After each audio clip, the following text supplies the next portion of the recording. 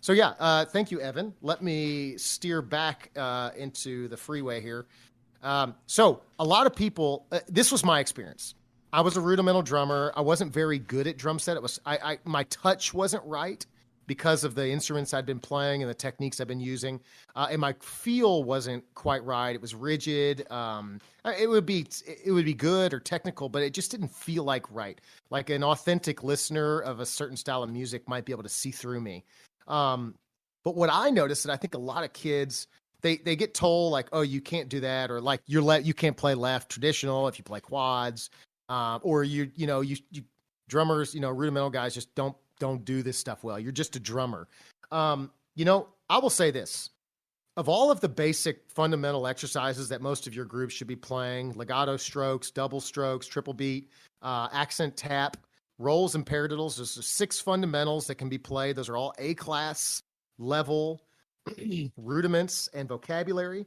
And if you add flams to that, which I know is more of a world-class thing, but it's still on the basic 40 rudiments list, the PAS 40 rudiments, so something you should be learning in middle school. If you can add that to your arsenal of just basics, and you realize that your flams are essentially groupings of triple beats and quadruple or more beats, you could kind of extract that.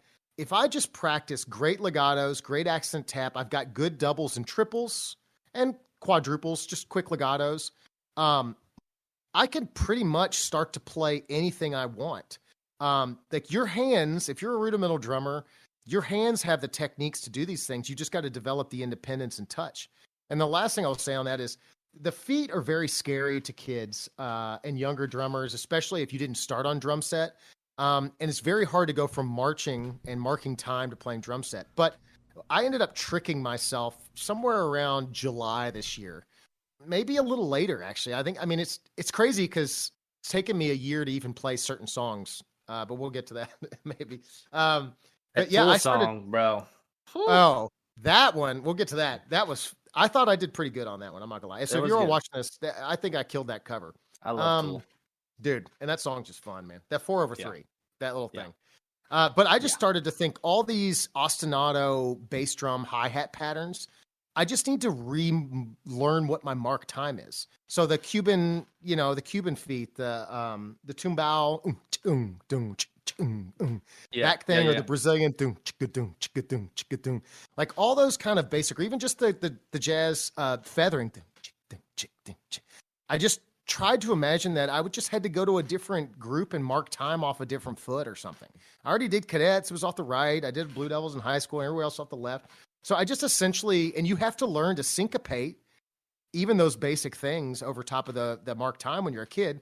So I essentially just went back to the beginning and was like, well, I'm just learning a new mark time, and I've got to learn how some of these things syncopate over these. But you could take a lot of the skills that you learn in your basic drumline classes. If you change your touch, have a good flow, and aren't afraid to understand how those foot patterns are just like your marking time as a quarter note. Now it's just a different rhythm, but it's going to, coexist.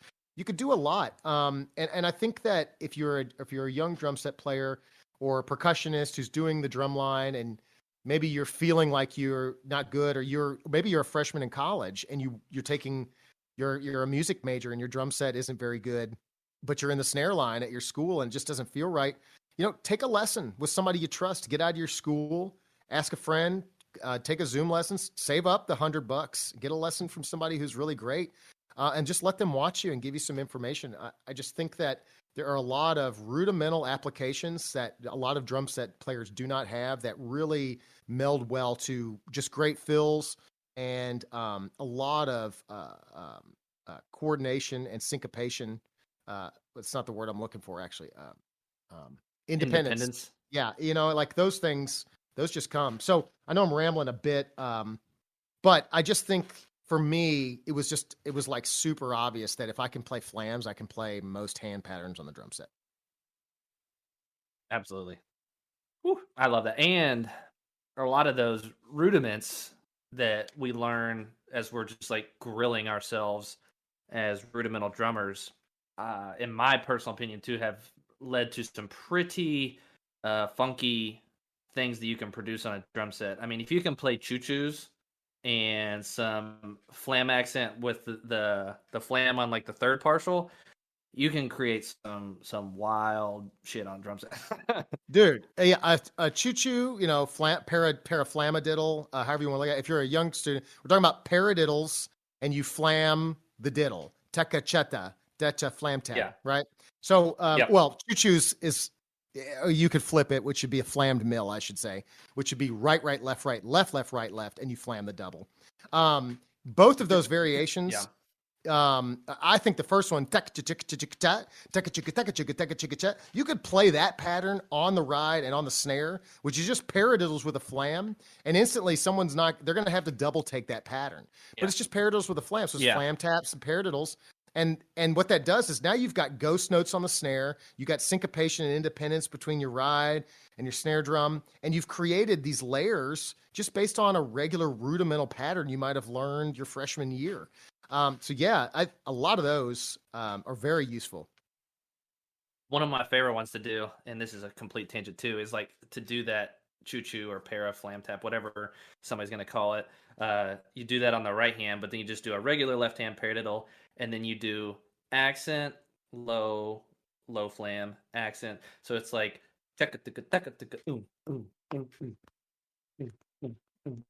and you can just like go with it, and then you can mix and match the bass drum as you go, and it's just like, dude, this in my head satisfies all the rudimental things that I want to do, but it's very easy because I spent so many hours just playing paradiddles and choo-choos. Exactly. Well, I'll give away a free lesson real quick. I mean, you could do what I'm about to tell you for the rest of your life on every pattern, but what I do is I play stick control, not the drum corps version. I play this from the stick control book, just the first 8 patterns. So just singles, doubles off the left. I do the invert pattern, so technically I do 10 patterns. So inverted doubles, right, left, right, left, right, or left, right, left, right, left for all the listeners. And then I play, all the paradiddle patterns, paradiddle, inverted paradiddle, the mill, and then I don't know what the last one is actually called, but right, left, right. I'll do all those stick control patterns on the snare drum at piano with whatever foot pattern I'm doing. So if I'm learning a new foot pattern, I just put stick control to it. And then I do 2 variations where I accent all the paradiddle patterns, numbers 5, 6, 7, and 8 on the downbeats or at the start of the paradiddle pattern. Essentially that accent pattern will grid across. So that's one thing I do. Blow somebody's mind without it's in your head. You're just like, oh, it's just recycle. It's 2 simple things you can do, but putting them together. And when you start to get them together, you start to coordinate, quantize those things, and then you'll start to hear how those rhythms mix. Then you can start to orchestrate just those stickings, and then all of a sudden you're starting to feel comfortable because each of these elements are starting on different patterns or partials, things like that. So it's very useful. And then the other drumline thing that I do a lot of, I've done it for jazz. I've done it for Cuban stuff. I've done it for everything. It's just the basic grid. So I will do, I've done 16th note timing, like thinking about timing as a grid. You could play that with just your foot. You could play 16th note timing with your left hand while your right hand plays ostinatos. But let's just think even more simple. Maybe you're a kid that wants to learn some jazz. You could just play a jazz ride pattern with your left foot and just grid the accents across. And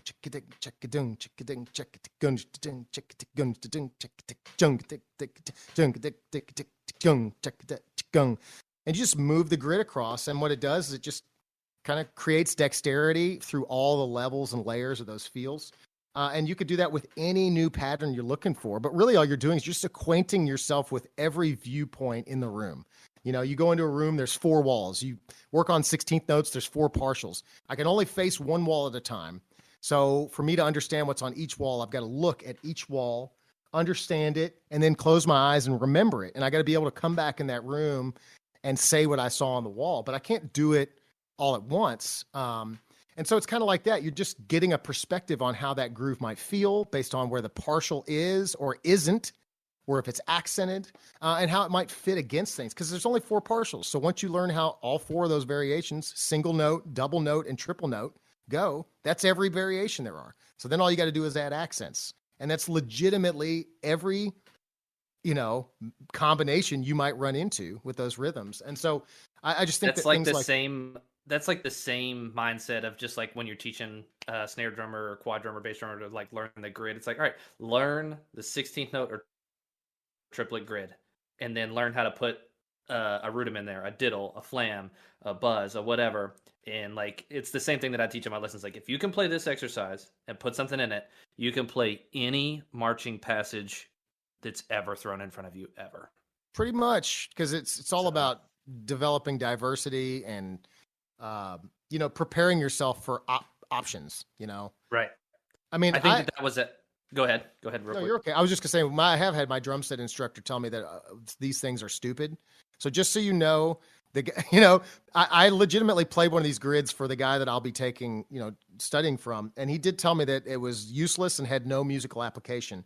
And I told him, I was like, you're probably right, but it has a personal application. And what it does for me is I might not use this musically, but if I'm ever in a situation where I need to be able to play something or express what I'm feeling, if I've encountered that coordination, I can bring it back up because I'm not trying to mathematically put that lick together in my head before it comes. So, and that's yeah, and you're going to get those things. Like it. For me, it does personally. Yeah, it helps improv in a nutshell. Yeah, a lot of people are like, don't practice playing music, and then that same person will post like, you better get out and practice today. And the truth is, you got to do both. You gotta. Sorry to interrupt. You're good. No. I was just gonna say you have to do both. Like I once heard a saying, and this might be a little crude, but that's all right. I'm down with it. They said like 2 and 4 gets you paid, and 2 and 4 gets you laid. But at the same time, those people that stand out can like do both. They're just like a rock at time and tempo, but like they also have that creativity as well. So anybody ends up checking out my page, I have some videos that are dedicated to just, I'm going to play this song the way it was. Then I have some where I'm like, I'm going to play this song, but as if I was playing it. Then I have some where I'm like, I'm going to play anything that I want at any moment, regardless of musical application, because I just want to see. I don't want to think. I want to, like we're talking right now. I'm not thinking about the words. They're coming out. I'm expressing what I'm feeling, and I'm using language to do that. And for me, I'm trying to be as comfortable on the drum set where I can tell you what I'm thinking musically, but I don't want to think about it first. I just want to say it to you. And just like speech, it takes time and it takes experience. And you can go to another part of the world and they might speak the same language, but it might sound different or have a different dialect or inflection or accent. And that's the cool thing about music too, is that those things are all, if you don't try to do that, you'll never find out who you are, like what you're trying to say on your instrument, what your style is. And those are the things that will ultimately define you. I mean, I can play to Philly Joe Jones or Thomas Lang or Danny Carey, Tool or whatever, Travis Barker. I could play with those guys and learn their style, but ultimately those guys already have a sound and people might see you a little bit, but they'll get bored because you don't stand for anything. And so I think to really find your style, you've got to throw it out. You got to throw everything at the wall and 80% of it's going to be garbage. But you're going to find some nuggets and you'll remember that one sounded cool. I'm going to remember that.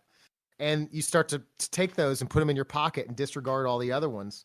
And suddenly you kind of have a bag of licks that are actually really cool. And then you're not throwing out the garbage ones when you don't need to, Awesome.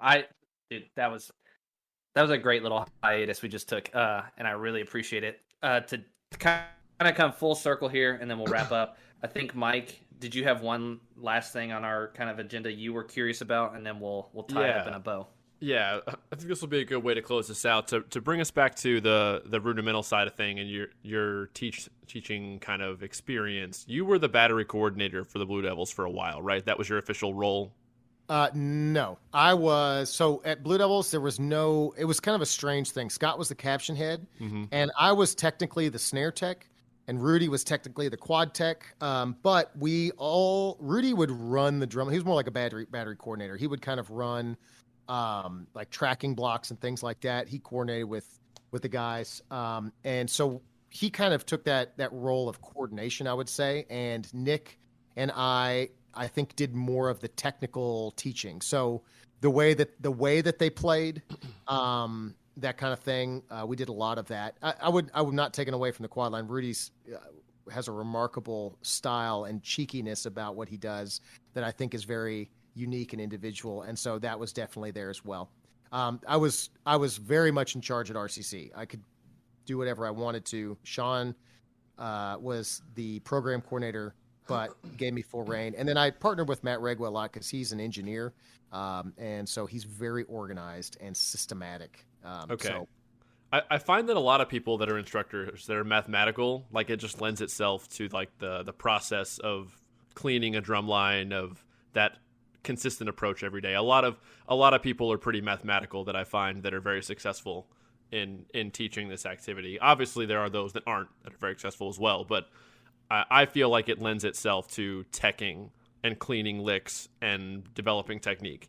But that wasn't the point of this whole question. So okay. my question will still apply whether you were the battery coordinator or BD, because you said you ran things at RCC.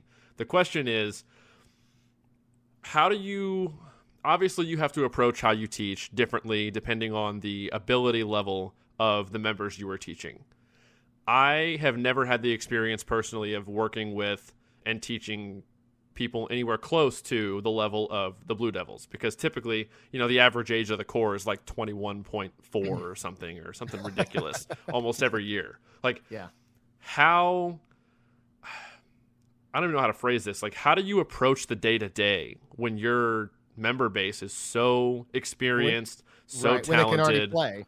They can already play their instruments extremely well.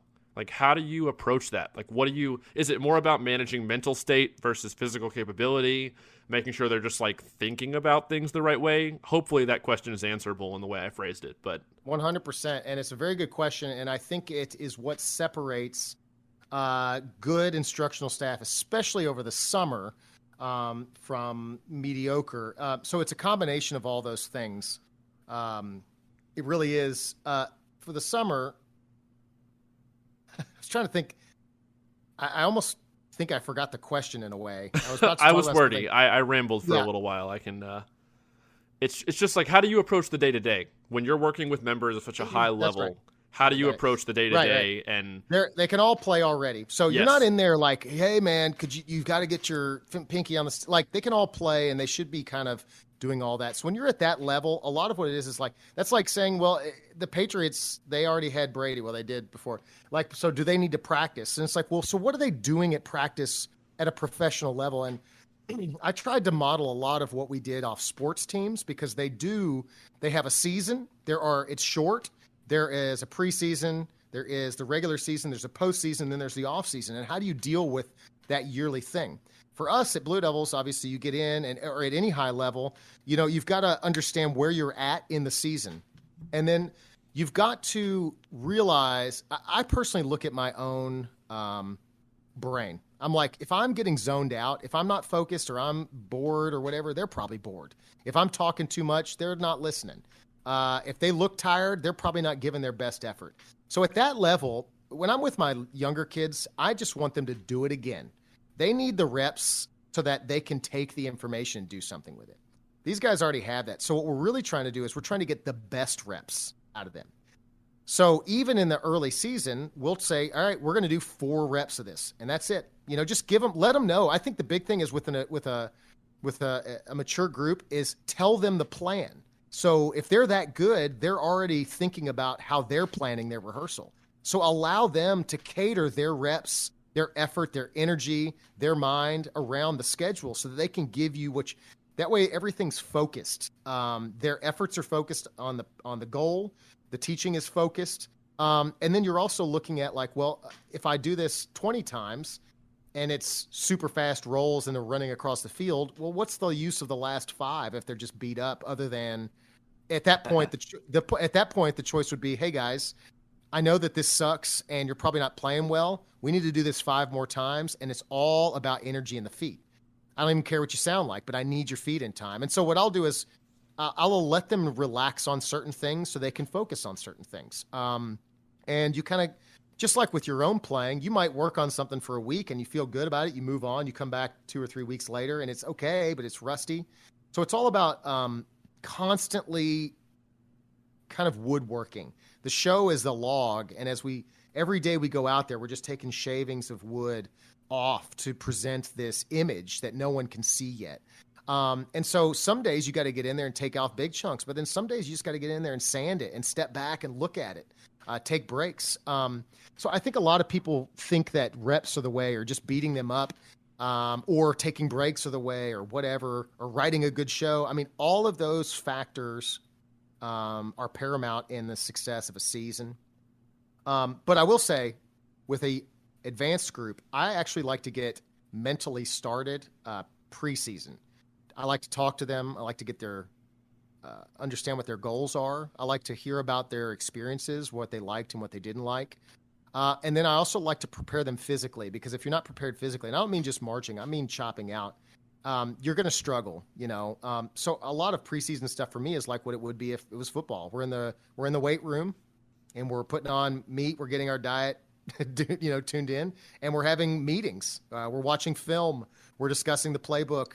All those things are the total package. So, and you got to know your people. You know, if you're just an a-hole and you're not, if somebody's having a rough day, you got to see that on their face, and you got to pull them aside on a water break and just say, "You okay?" And if they are, they'll tell you, and just tell them, "Hey, you don't look like you're enjoying it. So, whatever you got to do." And maybe they are having a rough day, and at least you guys have exchanged that, and there's a bit of empathy there. And so when you do give your next comment, they're going to know that you're giving that comment because you want that thing right, not because they didn't play well because they were upset. And I think you're just not harping on them. Yeah, exactly. I mean, there's a human element. I mean, people, to get that good at something, they also want people to care that they got that good at something. At least I did. And if you just show that you care a little bit, I think it goes a long way. Yeah, personally. No, I definitely did. About caring about others, caring about what I was doing, I guess. Hopefully I worded that right. I don't know. Yeah. I think so.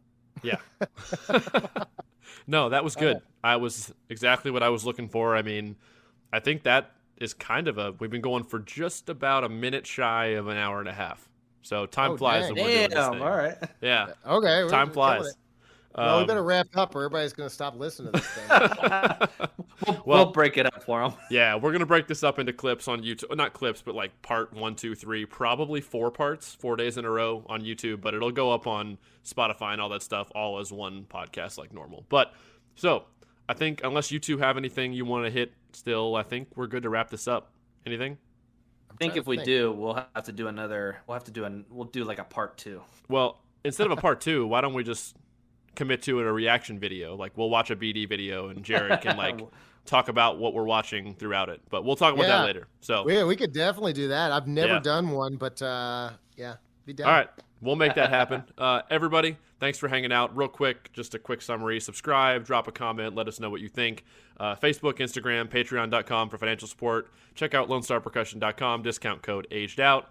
Save yourself $10 and only $50 or more. All the links to all this stuff for the podcast and Lone Star, all in the description for the YouTube video at least. And we will just see everybody in the next one. I got one more thing, if that's okay. Yeah, go ahead. Yeah. How can they find you? Oh, yeah. Exactly. I am at Jared Drums on YouTube and Jared Drums _ Instagram. Go ahead and just check those out. I'm doing a video right now of a gear rundown, so I'll have something up if anybody's interested in what I'm playing and all that. So yeah, so go check that out. Also endorsed by ProMark, Evans, and Zildjian. And I would be remiss if I didn't say that those guys have taken very good care of me. I do like their products. I don't play them because they take care of me. I play their products because they're badass. So thank you guys. Also, thank you for having me. Thanks for coming and hanging out.